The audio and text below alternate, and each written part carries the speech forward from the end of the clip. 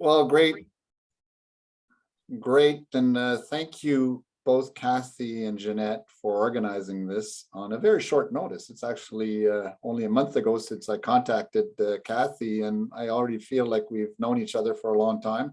And I've only been here for less than 16 hours, and I already feel I've been more welcome than I've ever been in any place. So thank you very much, Kathy, and thank you, Jeanette, for organizing.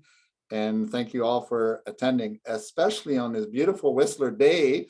We should all be outside, and you guys chose this community to take advantage of the wonderful outdoors. And I'm holding you back today, but hopefully we could get this done, and we could go and play outside this afternoon. So thank you very much for everybody. We have a small group today, so we're going to make it friendly, and I'm going to try to keep it reasonably short and friendly, so that we could leave a lot of room for interaction and questions at the end. Hopefully there'll be enough eye-opening statements or discoveries that you will want to be asking questions and engage in some conversation among yourself or with me, and I welcome that. I'm also much better presenter when I interact than the dry audience, especially it's gotten pretty hard on online. Anyways, the subject of today's presentation is advocacy and aging, and it's about healthcare, estate, and financial planning in the living years. And we're going to talk about what the living years mean. And the reality is we're all living longer. And the good news is we're all going to join a longer quality of life. And certainly anyone that's retiring here in Whistler knows what I'm talking about, a high quality of life. And by being here, you're probably going to extend your life even longer. So with that, though, comes the reality that there's a significant likelihood that at one point or another, you're going to need some help and support, because of physical abilities degrading, mental abilities degrading, and that's just the reality. We can't make it to 100 without some level of help. Today's objective for the session is pretty simple. I want to make you aware of the planning framework for aging that I've been pulling together over the last 5 to 10 years. And it consists of what I call five planning pillars, but also the concept of building a team of advocates. And we're going to hear more about that very shortly.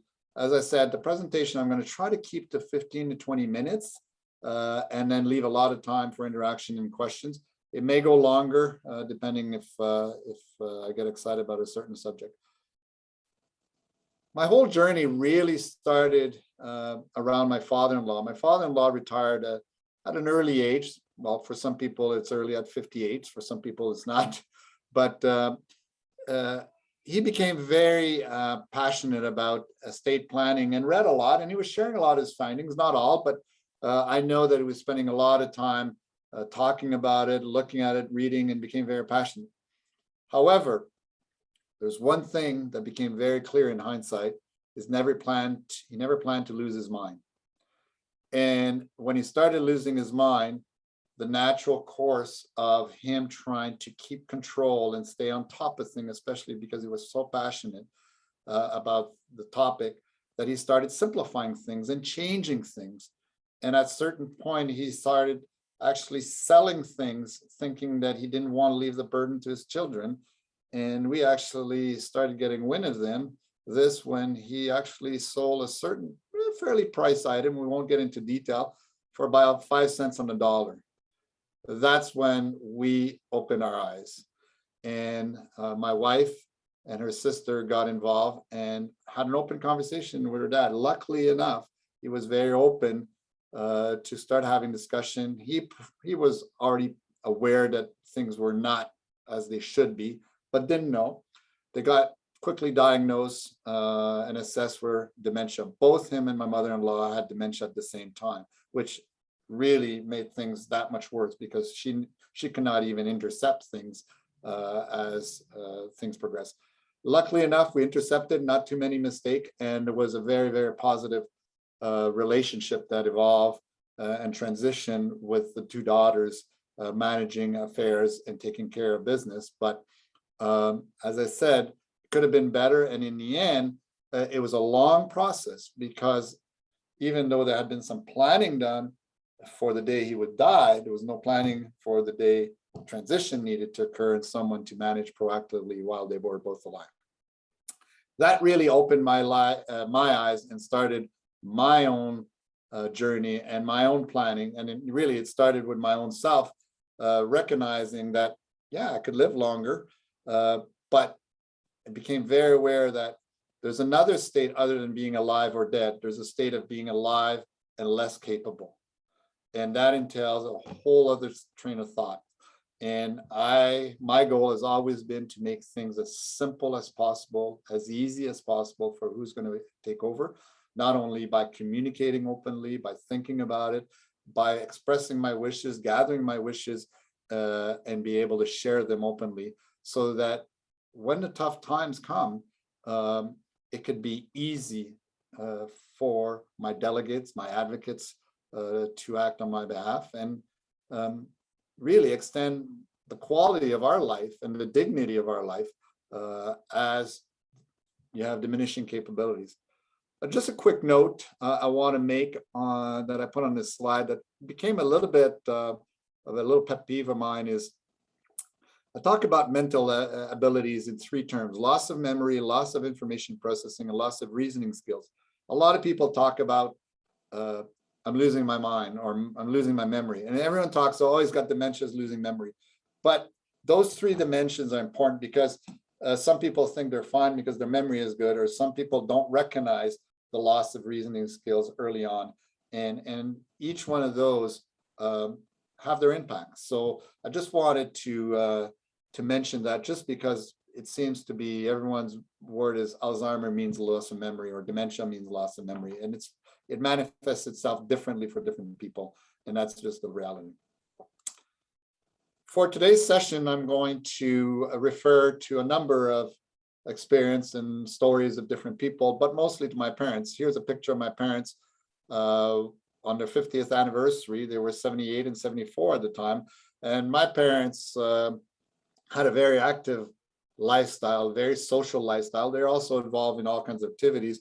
They didn't move to Whistler to enjoy the outdoors, but they did move and sold their house in the city to move to the Laurentians in the home that we had grown up and enjoyed skiing as kids and so on.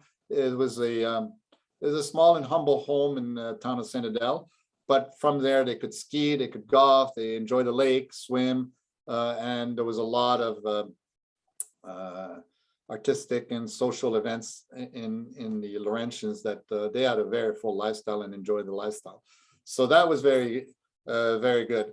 And literally until the first transition, which I'm going to talk about, they had the quality of life was outstanding. And I'm sure that all of you in Whistler have the equivalent opportunity to enjoy the setting that you have here that's quite unique to have that kind of lifestyle. The first pillar I want to talk about is structure your financial plan to enable transition. And in there, there's a number of very important terms. The word structure, the word financial plan, and the word transition need to come alive. And I'm going to hopefully give you a brief overview of what I mean by that.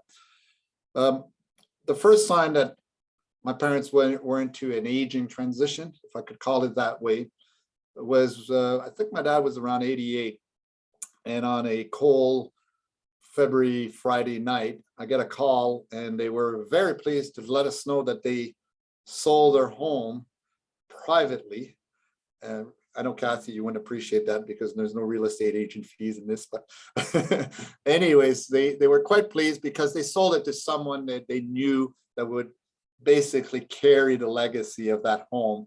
And they were quite happy, and we were happy for them. We kind of knew that eventually they could not just stay in the Laurentians, and they probably wanted to get closer to their friends in Montreal. And a lot of the lifestyle, I started to move towards Montreal because they weren't skiing anymore. Golf was becoming more difficult and so on and so forth.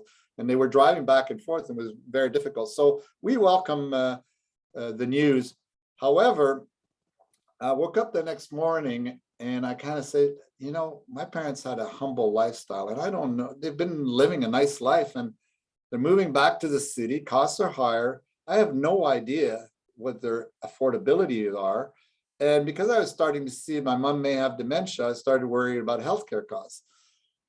And the reality is, I never worried about it until then, because the home was always some form of a capital protection for me. I knew there would always be some money available, but now I didn't know what was going to happen. So making the short stories, we visited my parents on the Sunday, and I had an open conversation with them saying, "What's your plan?" There was no plan. They didn't know where they were going to be moving. It was in a retirement home. We're thinking retirement home. We're thinking apartment. They didn't know. And I said, "What about the money?"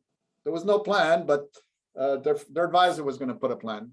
So at that moment in time, we had it was a very good meeting and discussions, and we decided that they agreed that we may work together. At first, my mom was a little bit resistant. The pride of, oh, we want to be independent from the kids. We always wanted to run our share, not bother you. Sharing topic of financial is a bit taboo. Honestly, that conversation didn't last very long when I told my mom, well, I'm doing my own plan, and I need to know if on my plan, I need to put subsidies for your plan. And all of a sudden the dialogue switched very quickly, and they welcomed my participation. The process was a very gradual, a lengthy process to put a plan together. It took 6 months. And at first we had some very simple conversations. But at one point in time, I said, we need to meet with your advisor who had put a plan together. And, I want to understand the plan, and let's work this together until we're all comfortable with it. I'm not going to go through the whole story, because there was obviously a number of events, but there's two things that stood out to me. At one point in time, when we started laying out the plan, the advisor had put, they had existing investments, they had the new money from the home, and he had put a plan that here's what, what the investment could generate. At one point, we were in the room, and I asked the question, what do you spend every year? What are your needs? And I started getting some blank stares from both my parents and the advisor. And that's where I started to be a little concerned. And what turned out to be is that the plan the advisor was doing was much more a plan of, well, this is the investment, and this is how much money you could spend every year until the age of 95 or 96. At that point, my dad was 88. At least he didn't put a plan to 90, but he put a plan that was late enough. And my parents were reasonably frugal. They had a humble lifestyle through, and they took care of things. But as they were getting older, they weren't controlling as much. And it turns out that my mom's for a dementia was a little bit overspending, and my dad could not control it as much. But at that point in time, we had to have some discussion about what are the true needs or reasonable needs, and so on. Linked to that was the second area of concern that emerged is I basically asked, I said, listen, look at my dad, he's 88. Look at my mom, she's 84. They're healthy. They've never been hospitalized. They don't have a chronic illness, at least that we know of. And they don't take medication. They could live to 105. What's the plan? Or if they get both dementia, as we experienced with my in-laws, the cost per month could go up. So what's the plan? And that became the topic of discussion. And I won't go through the whole process, but that became the center of the financial plan. And it turns out that, the plan that had been put together up at that point was much more of an investment plan with a small flavor of financial plan. And their advisor had rendered them a lot of service for all these years. But at this point in time, what we're looking for was much more for financial planning expertise rather than investment expertise. And not everyone understands that subtle difference, but that became a center point. Okay, it needed to be structured also that if I had to be taking over, then I need to understand, or if someone else had to take it over. So that became the whole center of discussion. I won't go into a lot of details. You could ask some questions later, But in the end, we ended up with a plan that basically says, of all the assets and the income source you have, here's what's allocated for your in-year spending now that we understand your needs per year. We created an allotment that was what we call the rainy day protection, which was an investment that should either my parents live long, or one or both of them have extensive healthcare expenses that were not planned in the normal due course. The other costs that when they moved to a retirement home that would have higher costs and so on and so forth. So that allotment, and then the third allotment, which we call legacy and inheritance, which we left with nothing because at that moment in time, first of all, there was no expectation from either my parents or the kids, and there was not the means. But for some people, it's important to understand what's there because there's an opportunity for gifting. So that's kind of a summary. As an outcome, I'm going to say is the side effect is it was an amazing relationship, trust building period because we took our time and we paced it. And we included the advisors through the whole process, even though we found some shortfalls through the process, but the advisor was very helpful to participate in the journey and help us, and continues to be in touch with us. Once that was done, my parents were pretty much able to manage their own affairs, and we stayed in touch. But the next step to me was to ensure there was a proper legal foundation. My parents did have a will, I knew that, but what I did not know is whether the proper POAs, power of attorney documents, were in place for both the financial aspects and the healthcare. It turns out when I asked, there wasn't any powers of attorneys. So that was a good catch, especially at that stage. And what I could tell you is that it took 2 or 3 iterations. Why did it take 2 or 3 iterations? Is because many times the standard templates for the power of attorney is, the attorney or the delegate is the spouse, and the spouse will, if not able or does relinquishes, will pass it on to the next delegate. Well, realistically, at this point in time, it was clear that my mom could not take over the affairs. She could not barely follow a lot of the financial discussions through the process. And the reality, it would be me. But it took a few iterations to work with the lawyer to get the right language, also to maintain my mom as part of respecting her dignity and her need to participate and so on and so forth, and vice versa. We did that. But you need to think through that what your situation today is may evolve over the years, and you may need more than your spouse to participate in the process, or your spouse may not even be the right person. And as we age, guess what? The people around you also become incapacitated. So you may want someone of a younger generation. Anyways, we went through the process. We did it for both the financials and the healthcare. I'm going to tell you right away that we didn't do it as thoroughly and consciously for the healthcare as with the financials, but that's probably because I was involved more actively. Had built the trust, we had worked the plan. So at that point, we weren't talking about healthcare. The other point that's very important in this statement is the word activate. Because you have a legal document in place does not mean that you could readily act on it. And I will forewarn anyone on this call that the document is legal and theoretically your delegate could go and use it everywhere. However, the financial institutions in particular will go through another process to validate all this. And that's all good and well if everyone is healthy, have their full mind and so on. But once you start losing your mind through dementia or other illness, you can run into a situation, and we did run into such situation as my mom, as I started activated. I could have activated earlier, but I activated when my dad asked me to take over 3 years in the process, and my mom's dementia progressed to a level at that point in time that she was becoming aggressive and defiant. And it was a little bit tentative to get the POAs activated in certain areas because we needed my mom to be present and collaborative. It worked out, but I'm going to tell you, I'm activating my POAs even at my age today. So there's a learning in there.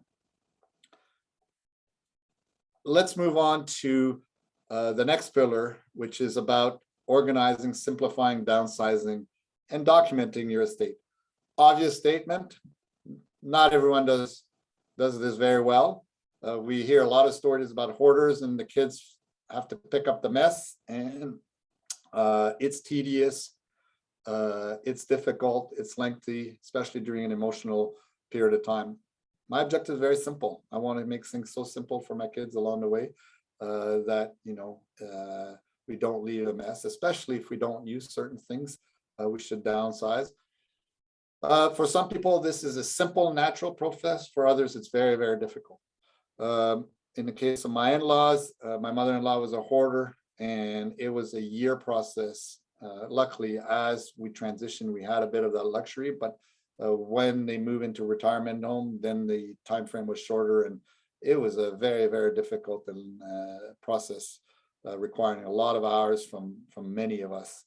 In the case of my parents, it's been much more of a gradual, and take the opportunity as they move from the city to the country home and back to the city, and now in long-term care, and now my mom's in assisted living. There's an opportunity to downsize, and you want to engage the rest of the family to make it smooth. And if there's some difficult and open conversation to be had, let's have them. Let's not have them during the emotional time or after the fact. And we've all heard of horror stories of family breakdowns and rift during all of these processes. I really feel that if you do it gradually and engage all parties openly, it helps.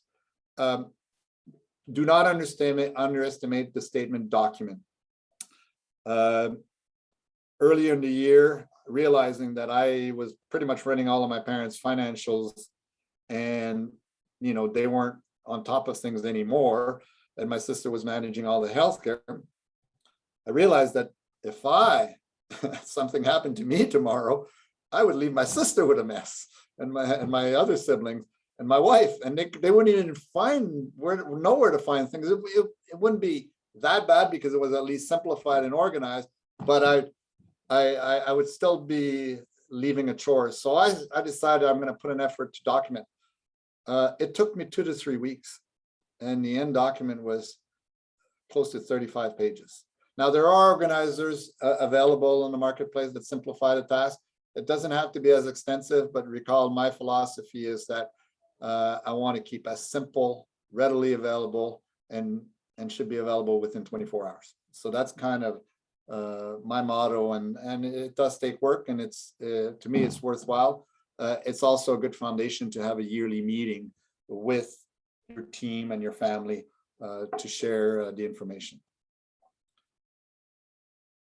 We already talked about the fourth pillar, which is the gradual transition of your financial management, and I believe that the word gradual and the transitions are very important. First, because it's an opportunity to build and strengthen relationship and trust, but it makes things so simple.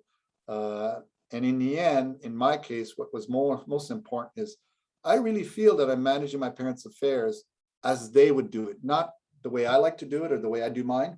I really feel that I understand not only their wishes, their approach, their methods, and it's very rewarding, to be honest with you, in the end. So don't think of it as a burden that you're putting on to people around you. Think of it as an opportunity to build relationship, and in the end, ensure your own quality of life, as you will need help.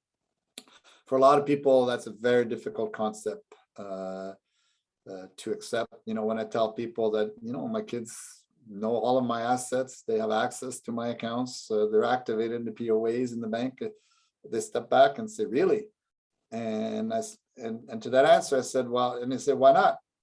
Well, what if? I said, well, what if something happened to you tomorrow? You're confident they could run they could run your affairs for you. So if you're confident they do it for you when you're not well, why wouldn't you be confident to openly share today? So that's a bit of my thought process. Similarly, you need to look at transitioning your healthcare affairs and so on. This is probably where we did not do this early enough with my parents, and truly I regret the fact that I really don't feel that we understand truly what my mom's wishes would be under the current situations, because she's currently living of dementia. And but we did do quite well. My sister was very engaged through the process, as I was, and she played a lot of catch up because a lot of things were not pre-planned, but because of her engagement and her advocacy, it's working pretty well. But honestly, in hindsight, we would want to have a lot more sharing of thoughts and beliefs and wishes well ahead of time, and to have, you know, the strong relationships that are required, especially when some very difficult decisions have to be made. And you need to recognize that those discussions are also important for all the other people around involved. So in our case, even though my sister, you know, pretty much is the delegate to make most of the decision, but she consults the siblings, she consults my parents' siblings and friends, and through that process, people, are you sure, and why do you do this? But if those discussions would have been had earlier, it would have been that much easier. And we could talk more about the importance of that. And I didn't speak much about this during the presentation of the Legal Foundation, but the key vehicle to have those conversations is what is commonly called a healthcare directive. Some people call it a living will, some people advanced care directive, but those documents are a very good opportunity to start the conversation. And for most people have not thought of, you know, what if this happens? Because people don't want to see those. People have difficulty talking about death, while they have greater difficulty talking about them having cancer or having ALS or dementia or many other situations, or even just simple, I won't be able to ski because my knees and hips won't take it, right? So those are very difficult subject, but I would say I would encourage everybody are an important part of the framework. So here's a summary of the framework. So there's 5 pillars. We've just discussed them. As you apply this process of openly sharing, openly communicating, something magical happens. You end up building yourself some very strong relationship. But it goes further than that. You're creating yourself a team of people that are ready to advocate for you. They understand your wishes. They're willing to respect your wishes. They're willing to help you have a quality of life in your aging years during circumstances that may become difficult. We don't want to envisage some of those, but that's just plain old reality. In the end, you probably end up and operate subconsciously with 5 teams. Your core team is clearly your delegates from your POAs and possibly close families or close advisors. Your core advisors could be professional helps, whether you're a wealth manager, financial planners, investment manager, tax planner, accounting, and there's a whole other industry of elder counseling that is emerging. There's some in the real estate, there's some specialists in senior placements and so on and so forth. A lot of people kind of think that professional advisors are expensive. I'm going to tell you, you get your benefit, especially if you're well organized. It doesn't have to be complicated. These are just people that have the experience and can help you. And especially if you don't have a lot of family around you, you need to rely on that expertise. Family is key, and family goes beyond just the siblings or the delegates in the POA. It could extend to, like in the case of my parents, their brothers and sisters are still alive, and some close friends. Your healthcare team obviously will start with your doctor, but as you age and depending on your context, you will end up bringing more specialists. My parents in long-term care, we have a relationship with all the director levels and the people in the place that are caring for my parents, in one way or another. They know the dynamic between the 2 individuals. As my mom moved to assisted living, my sister built a very good relationship that proved critical at key moments of crisis or key decision points. So don't underestimate that. And then the extended team could be a lot of friends and families. There's a lot of books written about in the end, the people that become your best advocate, your best caregivers are sometimes people that you didn't realize their neighbors, their caregiver, their friends, their people in the community that you didn't expect. For people that are living at home, in part of your extended team, maybe people that are taking care of your gardens and your property that are so important for you, and so on and so forth. So think of it that way. And I go back to a lot of statement I heard from my in-laws and my parents and other people that I spoke to is, we don't want to bother people. No, you're going to need help. And you might as well put the help on your side, have them understand your wish and be there to help you. And guess what? People like to do that. I mean, I could tell you both my sisters, it's been a very positive experience for both my sister and managing my parents. I would say the same with my wife and everyone I talked about.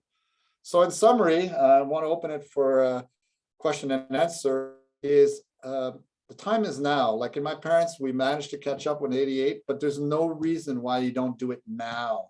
It's the right time to do it while you got your health, you got your mind, you have a time to reflect. You don't have to rush into it in a period of crisis. Put a comprehensive plan. It's more than just, I got my will done or I got an investment plan. It's a lot more broad than that. Take advantage, build and nurture your team, communicate yearly. Tom Dean is in his book Willing Wisdom talks about having a yearly meeting to have this discussion, and I believe it's him or me, but we say, let's have it on my birthday. That's my birthday gift, to have this open conversation with my family and start the transition process now. Okay, doesn't have to be earth-shattering, but there's no reason that you can't start engage. Why are we doing this? Is to just increase the wellness and quality of life, so you live with a peace of mind through your aging years and through every stage of your aging. And especially here in Whistler, you want to enjoy the environment as much and as long as you can. That's really all I wanted to cover. Thank you very much. If you want to ask, if you want more information, there is a website, advocacyinaging.com, and that's also where you could put. You find out more by reading the book, and the book has many, many more stories of different people. I focus mostly here on my parents, but there's a wealth of more information, and there's a specific checklist for each of the pillars in the book. So, and you could also feel free to reach me. My email address is on the website, and I'm always happy to have a conversation with anybody, either if you want to send me an email or even call me. I really enjoy and passionate about the subject. And I'll open it to questions. Thank you, Marc. I will remind our audience that we're in a webinar, so your mics and video are disabled, but you are welcome to use either the chat function or the Q&A function to ask your questions. We will have a look at both of those places for your questions. Marc, I'm not necessarily in the age demographic for MAC yet, although I do love doing events with them. But I have to say, your stories still resonate. I think that's what's so wonderful about hearing these personal anecdotes, is that there's something universal about, we all have family of some sort, and we all need to have these conversations.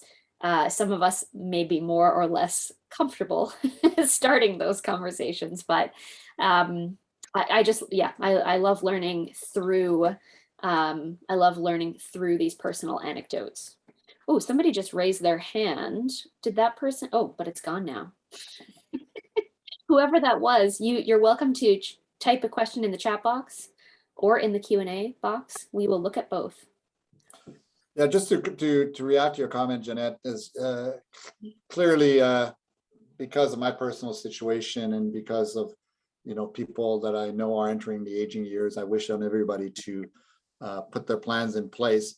But the reality is, people in our age a lot of us are dealing with our own parents, and we've never been taught or expected to do this or knew what was coming. And a lot of people I speak to have learned as they had to under pressure. It doesn't need to be that way. And again, it's funny because I hear a lot of people saying, well, I don't want to go through the same way my parents, or this is how I want my end of life to be, or I'm not going to go through dementia. I'm going to take action, and the whole subject. And I turned around and said, okay, what are you going to do about it? And it's not as simple about it. And it's more than just saying, this is what I want.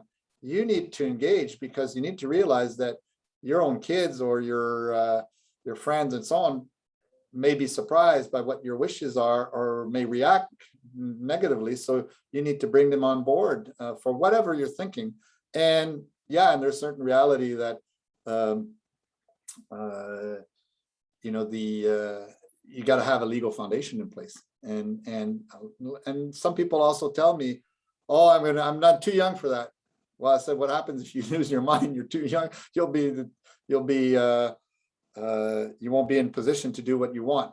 Now, the other thing is, like some of the readers of the book now are saying, I'm buying this for my kids, just like I'm communicating with my kids. So that age group now will have to be prepared to manage me. So there's a broad group of interests, but for now, the reality is it's a bit of a, I would say, catch up, but it's a bit of let's raise the bar and do more than just our wills, and lock it up in a safe place.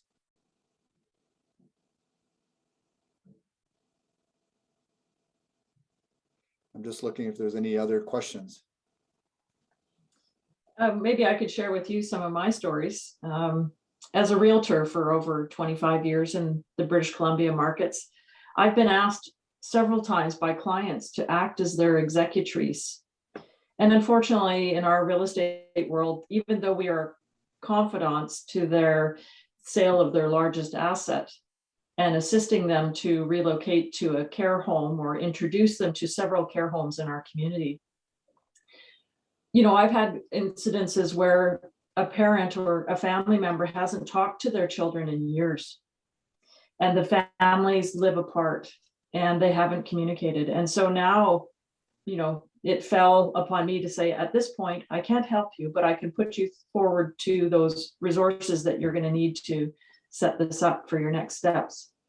One of the things, do you encounter a lot of, as you say in your book, there's some resistance to this, and you really helped in your book to talk about those engaging conversations and how to gently open up the door to this plan if you're getting resistance. I really appreciated your comments in the book to start those conversations. And it's a today thing, planning for the future. So thank you again for those. Your book is excellent, and I'm going to be ordering some for my clients. Well, thank you very much for that vote of confidence. Just a few comments. I'm glad you brought up the real estate because there's that's almost a whole subject on its own. There is the challenge of, you know, what happens when you sell a real estate or someone has to move out of the real estate in a panic and they don't have any supporters. You know, it's very easy to present the case of someone has children and the children love them and everything's beautiful, but that's not real life, and it's certainly not predominant. Everyone has a certain context, and those big transition, especially, and you know, we hate to say, but when money comes in the subject, people's behavior sometimes change, not always in a good way, but you know, different things happen, and it's not necessary if you work it ahead of time. The other, so there's a whole, you know, getting the proper support, getting the proper help through those transition process, and making sure that from a financial perspective that it's managed properly. The other reality around residents, which you probably see a lot, is the emotion around, especially if it's secondary property, especially if the children expect to inherit it, especially, you know, if there's not necessarily some planning either on the capital gains, or there's an emotional attachment that people can't afford it, or the sibling have, you know, different perspective. And because that's a whole subject. There's a section that I carefully wrote in my book, and I'm not sure it's been totally fully validated to the extent I would like, but it's based on a lot of stories that I've heard. And I think that if you want to leave your property as a legacy, it needs to be thoughtful and thought very carefully. And it's not easily done. So there's two areas of, the people needing the help around them, but also how it's not easy to emotionally to move out either of your principal or your secondary residence. And it's a topic on its own. Maybe, Jeanette, could we open up, if Peter Shrimpton's still on the call, could we invite Peter to give his comments? Because as a local realtor, as a local lawyer here in Whistler, he's had extensive experience that he might be happy to share. Well, there's an interesting question or comment here, and let me see if I just want to make sure I read it properly.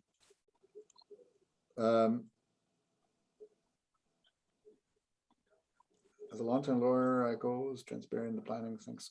So the comment here is very interesting, and I won't get into a particular situation here, but with the increased value of assets, investments, and property, all of a sudden, what may have been a plan that made it very clear of what was the risk bucket versus the legacy, all of a sudden the legacy may become bigger. And unfortunately, we live in a world where greed does exist, not generically, but one sibling over another. Or some people may have different needs, other between siblings and so on. So all of a sudden, there's a whole other set of dynamics that evolve.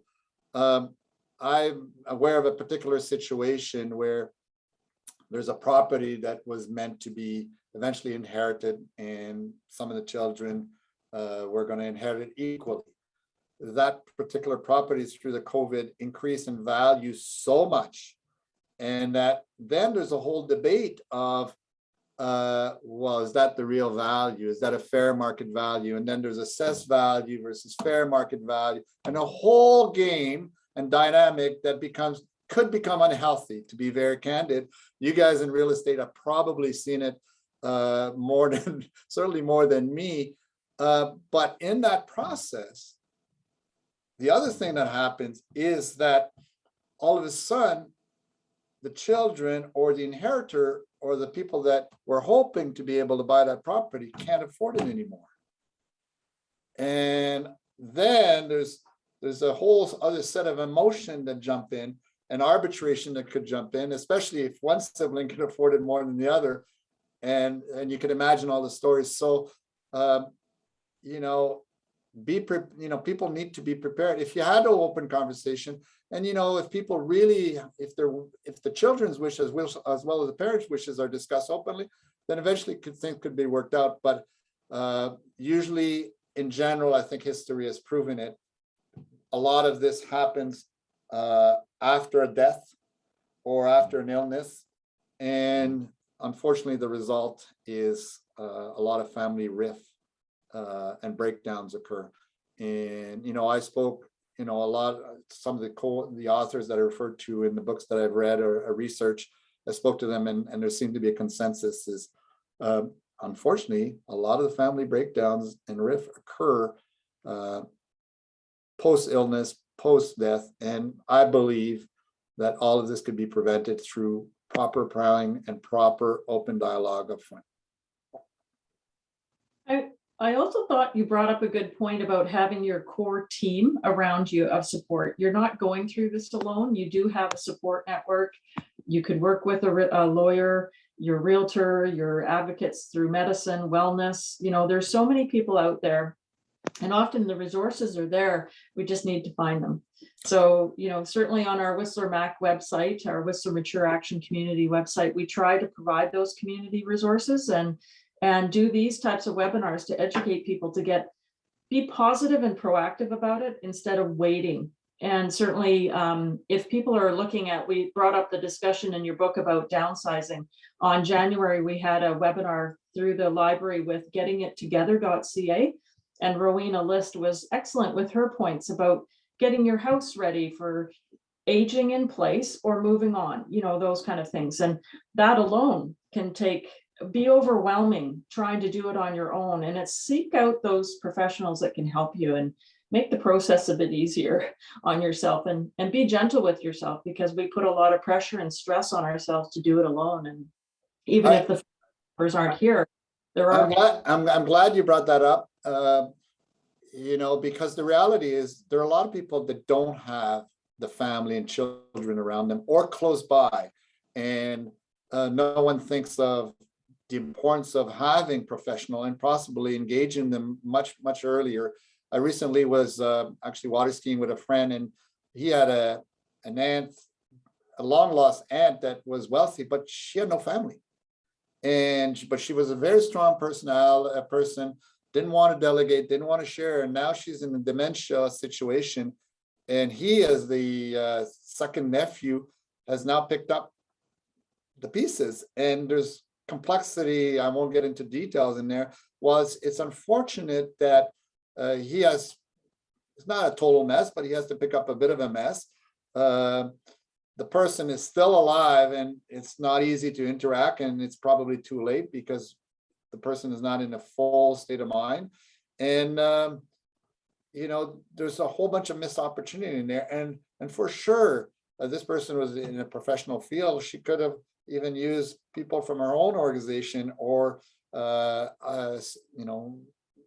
people, the colleagues over the years, to set up so that when the day came that she had all that professional advice.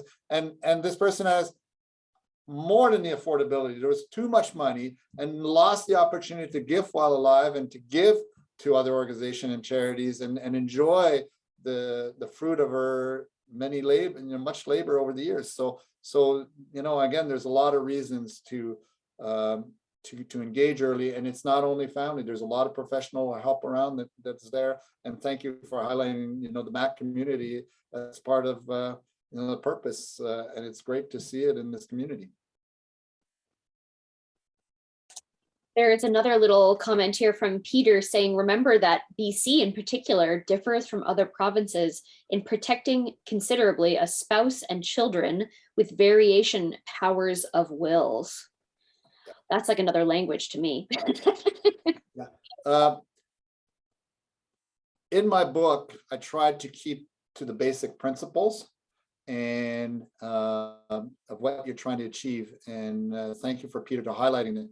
Clearly, every jurisdiction has different behaviors, but what I find that many people have not even gotten to the basic point of forget the technical detail of investments and financial planning, technical details of legal, and how to organize things and so on.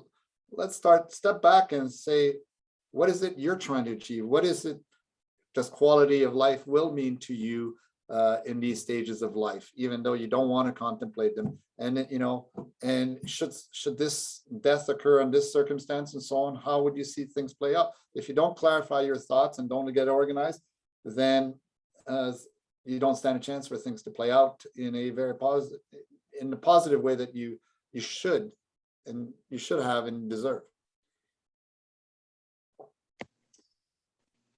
There's also a point I'd like to bring up about meeting with an accountant. Aside from your estate planner, financial planner, the accountant, regarding many properties up here in Whistler that are secondary homes, as Peter brought up, there's tax implications, not only to do with your estate, but also to do with your property. So, if you're divesting it or to a family member or adding them onto title, that brings a whole bunch of complications that you're going to want to speak with a lawyer and an accountant before you step forward into any other future planning. And especially with Revenue Canada, Marc, you brought up the Wealthy Barber book was one of your earlier books that you refer to quite a bit and in the earlier stages of your life. But I think it's a good reminder for us to read that book as well, along with your book. Yeah. I'm going to extend your comment about accountant and tax one step further. It's an ever-changing world, and I could tell you, having had to do my parents' income tax or overseeing my parents' income tax in the last few years, we all get into a rhythm is here's how I did all my tax and I learned the tax. I do my income tax. Well, you did that while you were income earner and you had this circumstance. As you age through the various phases, it changes what you can deduct, how you deduct, and how do you make your decisions. And it's not easy. Like my dad, which was always on top of that, could not. I know he couldn't have even oversee the filing of his income tax the last few years, and he was pretty good at it. But it's different. It's changing, and it's different because you're in a different context. The other thing that is really, really important to note is a large percentage of the population is now self-managing their retirement. It's not everyone that has the luxury of having a pension that comes from either a government or a corporation, so on. You've accumulated some investment and you now have to self-manage. Well, that's a whole different ballpark of how you plan. And believe me, I'm in a process that I'm still iterating my plan, and I'm not getting all the answers to the questions I'm asked because it is very complicated. Okay, and especially with the value of the property. So that's one issue. But the other issue that comes with that, where you used to express your wishes at your death. Well, let's grab my example. If I have a self-managed retirement, okay, so if and let's assume my life expectation is 90 and my plan is to 90, and I'm not planning to leave anything to my family. Let's just work under the assumption. Well, that's all great. But if I die next year, next 2 years, there's a huge estate being left to the family. And if you ask me, what are your wishes now that they may change quite significantly, because all of a sudden you have 3 children that will inherit more than they would have done because the plan was 0. Now they're too much. Is that too much? Or I would prefer to give to charity in that context, or other organization or other good cause and so on. So that's a different, whole different set of circumstance that no one had to think about in the past. And a good example, there's a story in the book in the conclusion that talks about a friend of mine that had this very close friend that had his spouse die suddenly. Anyways, and their plan, he didn't have family. Her plan, and a lot of the money would end up from her to him or him to her, and eventually to the long lost cousin. And it's very clear that in their mind there'd be tens of thousands left to a lot of the cousin, and one of the preferred nephew would get a few $100,000, which is quite significant. Well, unfortunately, my good friend died early, and now we're talking, what do you mean the little cousins are going to get hundreds of thousands, and the nephew is going to get this? No, this is not how it was meant to play. And honestly, the legal structure was such that if the living spouse would have died right away, it would have played out that way. And when I confronted the person, I said, "Are you okay with that?" I said, "No." Like, I'm really not okay with that. So we live in a new world, and the accountants and the legal profession will help you deal with that. But you have to start by understanding your context and what your wishes are under different contexts. So, and again, I'm the MAC organization here are certainly building all the resources. I've looked at the resource tab on the website, and you're very fortunate to have all that and take advantage of it. But first, take the matters in your own hand, realizing that you have to put a comprehensive plan in place. One other quick question while Jeanette is looking for other questions to pop up here is just to say, our community nurse and the medical system through the Vancouver Coastal Health Authority, if we have family members that need assessment, in your book, you kind of indicated the sliding of dementia, and, sometimes the family members don't see it, but the medical professionals, and sometimes we realtors can see it before it even, it's just an outsider. I didn't see it very well with my own mother. So, you're with them a lot. They can hide it a lot. They can really perform, they can really look great and then, as you say, good days and bad days. But the importance of assessment with the medical system, how do you feel about that? Well, it's a challenge. And I'm going to tell you, I had a discussion with my own family doctor, and it was interesting that she's a young doctor, and she says, you know, it's a very difficult to assess. It's not a black and white thing, and in general, the profession is not encouraged to declare early and assess it early.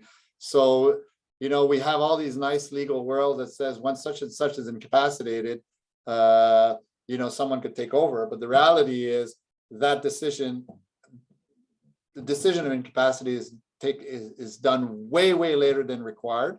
Okay, and the other point you mentioned is it's a gradual process, and you know, just in the book, there's a number of stories about, you know, certain people, you know, starting to make mistakes, and at first they're little mistakes, but it could become really big mistakes, and it's gradual process, and you don't see it coming. And again, people that are either not seeing it because they're naturally adopting to it, or they're in denial. Either one of those situations is not a positive situation. So no, it's important, and it's, you know, I hate to say, but anyone in a society that sees symptoms should try to get involved. It's not easy. It's a very difficult subject. I notice there's one more message here, so I'm going to try. Okay. Just more appreciation for your great talk, Marc. Well, we are almost at the hour here. I'll do one last call out if anybody has a burning question that they've held in until now. Speak now or forever hold your peace. And while we give you another moment to type in your questions, I would just like to say thank you again to Kathy and Sherilyn and the whole group from MAC. It's always a pleasure to partner with you on these programs. And of course, thank you to Marc for his valuable presentation today. You can see it right there on the screen, folks, advocacyinaging.com. You can find all of Marc's contact details there if you need to get in touch with him. A final reminder that we are recording this session, and I will be uploading it to the library YouTube channel, and I will send that link to Kathy so she can send it out to all of you wonderful folks. One final thing, this is totally unrelated to this topic, but I do just want to mention that you do not need proof of vaccination to use the library, but if you need help getting your vaccine card, the library staff are happy to help with that. So you can come by the library if you need help, either if you want to download the digital version or if you would like to print an analog copy, we can help with that. You just need to have your provincial health number, some photo ID, and the date of one of your vaccine doses, and we can help you work through that. So tell your friends, they can come to the library and we can help with that. Last message, if any of you would like to speak to me, I'm in Whistler for the next 5 days. Be happy to meet with anybody. I also have about a dozen or so copies of the book here if you're in a rush to get it instead of ordering online. Be happy not to carry them back home. And one other point to bring up, we encourage everyone to go to the Whistler Community Foundation website and register for the September 22nd. It's 9 a.m. to 11 a.m. It's a Vital Cafe discussion in Whistler here about aging well in Whistler. Now, the Whistler Community Foundation, like Whistler MAC, is very engaged in the process of helping the resort municipality create an age-friendly assessment and an age-friendly plan for Whistler moving into the future. We encourage you to join Whistler MAC. It is a free membership right now during COVID, and post-COVID, we hope to keep it that way by donation and by grants that we organize through Whistler MAC. You will, if you go to whistlermac.org, you will see how to join us or keep in touch. Thanks, Kathy. Looks like Peter wants to connect with Marc, so there we go. We have a connection. He's a great guy to talk to, Marc. You want to meet with Peter Shrimpton.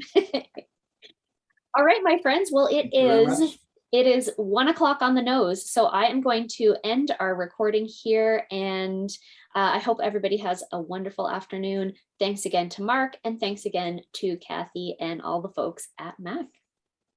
Thank you. Have a good day.